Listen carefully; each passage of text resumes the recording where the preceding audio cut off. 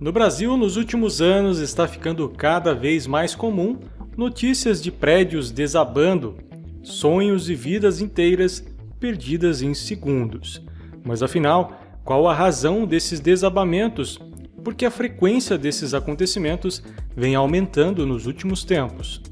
Eu sou o engenheiro Felipe Rodrigues, especialista em estruturas, e no vídeo de hoje vamos entender as causas, técnicas e socioeconômicas responsáveis pela maior crise de confiança na engenharia nacional. Continuam os trabalhos de busca no edifício Andréia, que desabou em Fortaleza. Moradores de Mauá, na Grande São Paulo, registraram imagens impressionantes do momento em que uma construção irregular desaba e atinge várias casas ao redor.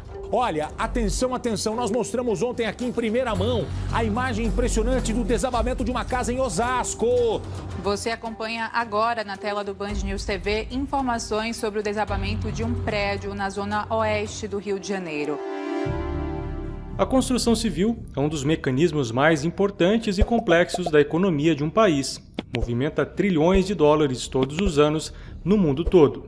E apesar de ser uma das áreas que mais investe em tecnologia, a maioria das edificações construídas no Brasil, por exemplo, ainda são compostas pelas técnicas mais simples. Isso não é ruim, afinal, o simples funciona muito bem, obrigado. Quando executado de forma correta, é claro. O problema é quando aplicamos a simplicidade várias vezes em uma mesma construção, o que foi o que aconteceu no último dia 3 de junho, no Rio de Janeiro. Um prédio de 4 andares, construído ao longo de anos, onde andares eram construídos sem ter qualquer noção das capacidades e cargas dos elementos estruturais anteriores. Para se ter uma ideia, nos últimos 4 anos, 4 prédios desabaram apenas no Rio de Janeiro. Está tão comum que, lamentavelmente, virou praticamente um evento anual. O que nos leva ao primeiro dos problemas, e um dos mais graves: a autoconstrução. Atrelado muito mais a um problema social, a autoconstrução se tornou ainda mais popular considerando a quantidade de informações disponíveis na internet, como aqui no próprio YouTube. Isso não é algo ruim, até porque qualquer informação é melhor do que nenhuma informação. O problema é quando há nesse meio a desinformação. Muitos falsos profissionais acabam transmitindo informações equivocadas que são replicadas milhares de vezes pelas pessoas que o seguem. Então, imagine uma pessoa que quer construir a própria casa, que assiste um vídeo de uma construção sem qualquer tipo de viga ou pilar, ou, se tiver, e são pilares executados com uma armadura do tipo treliça, para alguém que não é da área, pode ser extremamente atrativo, afinal, é uma grande economia de material. Somado à mão de obra, que na maioria das vezes é a própria, são atraídas pelas promessas de construir uma casa inteira, gastando o equivalente a 1/5 do que seria realmente necessário. Construir algo sem ter o conhecimento, baseando-se apenas em informações de pessoas pouco profissionais, não é uma boa ideia.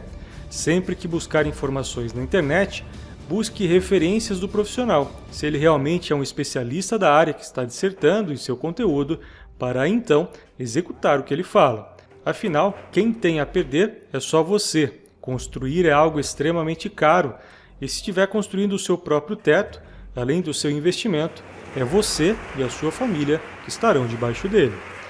Ainda dentro dos principais responsáveis por esses problemas na construção civil, o social, temos a construção em áreas inadequadas. Todos os municípios do país têm áreas chamadas de APP, ou áreas de preservação permanente, também conhecidas como áreas verde. Essas regiões não são apenas para que os municípios possam cumprir com a sua cota de responsabilidade ambiental, há diversas razões para que existam. Muitas não podem ser utilizadas por simplesmente fazerem parte de um ecossistema, um ciclo que independe das ações humanas. Um exemplo disso são as áreas de alagamento em várias regiões de São Paulo. A maioria são áreas de preservação que foram ocupadas de forma inadequada e sem qualquer planejamento. O problema habitacional é o calcanhar de Aquiles de quase todos os municípios do país. É difícil encontrar alguma cidade brasileira que não tenha algum tipo de favela.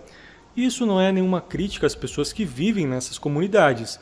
Afinal, a maior parte da culpa é da política ineficaz ou da completa inexistência de planejamento de habitação, o que deixa a maior parte da população sem qualquer tipo de condição de alcançar uma das questões básicas da vida, a moradia. Mas como é possível construções, muitas de grande porte, construídas de forma inadequada, ou até mesmo comunidades inteiras serem construídas em áreas de risco sem que ninguém tome alguma providência?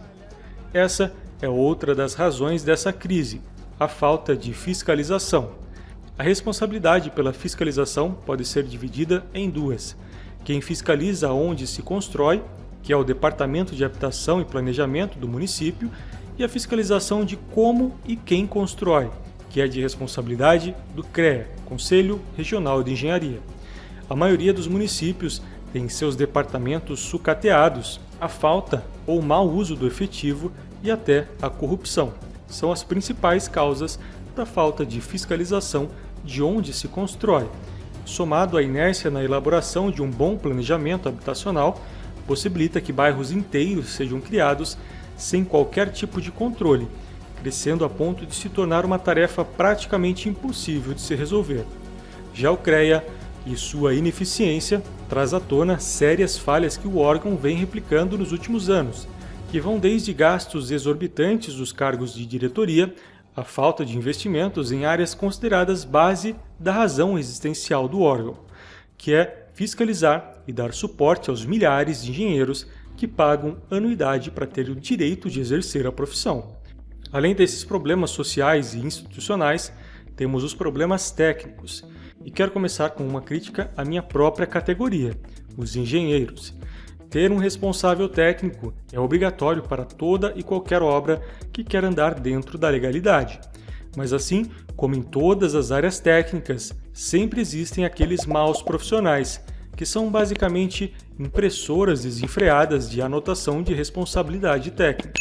Simplesmente vendem a sua assinatura por um valor pífio e não dão qualquer tipo de suporte ao cliente, que por sua vez acaba executando o trabalho seguindo orientações de profissionais que podem não ter o conhecimento necessário para executar.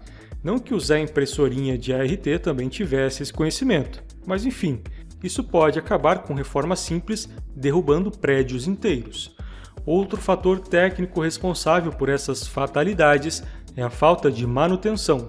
Um pensamento que muitos brasileiros têm sobre as edificações é que, devido à robustez da maioria delas, não precisam de qualquer tipo de manutenção. Afinal, um pilar maciço de concreto é praticamente indestrutível, não é mesmo? Mas, já dizia o velho ditado, água mole e pedra dura, tanto bate até que fura. E o concreto não é diferente. Um elemento de concreto precisa sim de muita atenção e manutenções constantes. Aquela pinturinha anual, além de ajudar a renovar as energias do ambiente, podem prevenir grandes intervenções no futuro. A proteção das estruturas metálicas e das alvenarias são muito mais baratas que a execução de um reforço estrutural completo depois de anos de exposição às ações do tempo. Então, a atenção a pequenos detalhes que parecem pequenos realmente hoje em dia podem evitar enormes dores de cabeça no futuro, o que faz das manutenções imprescindíveis em qualquer edificação, seja ela do tamanho que for, sendo até mesmo exigida em norma para alguns tipos de projetos, ficando sob a responsabilidade do projetista a entrega de um manual de manutenção dessa edificação. A queda de um edifício dificilmente é causada por apenas um desses problemas. A maioria das grandes fatalidades que ocorreram nos últimos anos são uma soma de fatores, sejam eles técnicos, sociais, econômicos ou até políticos. Muitos podem apresentar todos esses fatores juntos. Se você que está assistindo é um engenheiro ou não, tenha em mente a seguinte comparação. Um médico é responsável por uma vida por vez, na maioria dos seus trabalhos. Um engenheiro pode ser responsável por dezenas, centenas ou até milhares de vidas ao mesmo tempo. O seu trabalho pode não ser salvar vidas, mas com certeza é mantê-las em segurança. O vídeo de hoje é isso. Se você gostou, deixa o like, se inscreve se ainda não for inscrito e me fala aí nos comentários o que acha de todos esses edifícios que caíram nos últimos anos. Tem algo que gostaria de acrescentar? Quero saber a sua opinião. Aguardo você no próximo vídeo. Valeu!